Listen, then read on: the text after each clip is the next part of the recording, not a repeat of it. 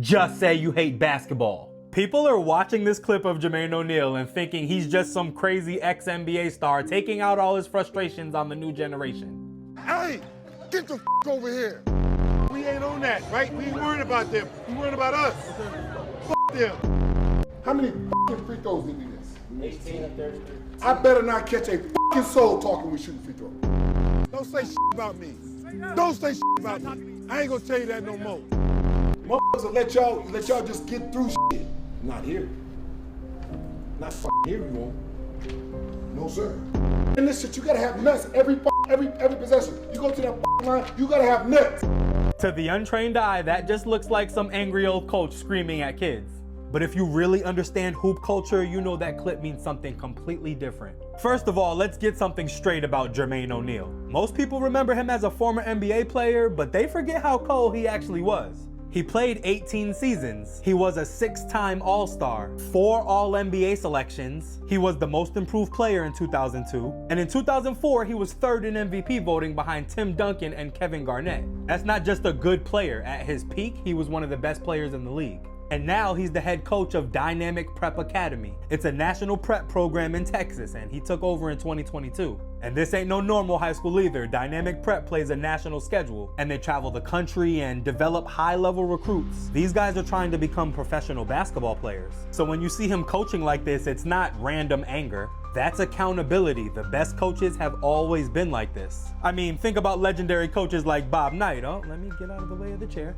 Tom Thibodeau. He's gonna let you know how he feels. Greg Popovich. I mean, Tim Duncan would say it all the time. He didn't get special treatment just because he was the superstar. They yell. They challenge players. They get in your face. But it's because they refuse to let you waste your potential. That's Jermaine O'Neal mentality. He came from that old NBA developmental path where you had to earn everything. He was drafted straight out of high school in that '96 draft, just like Kobe. And he had to fight for minutes early in his career too, just like Kobe. And nothing was handed to him. He became a star through work ethic, toughness, and accountability. So everything he demands from his players, he already went through himself at the exact same age. But here's the part people don't see.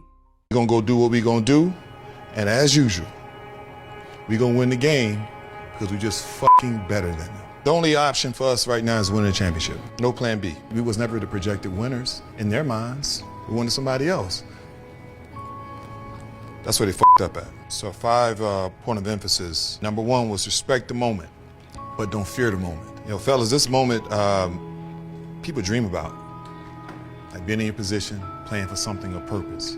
Something much bigger and much greater than even a local state championship, which is good too. This is different. We didn't get here by accident. We're gonna go out here, we're gonna play as calm as possible, but as aggressive as possible, with no nerves, right? We prepare for the moments, right? We gotta be energized and ready to go. Number 2, our culture has to show tonight. Anybody can talk about talent, anybody can talk about rankings, right?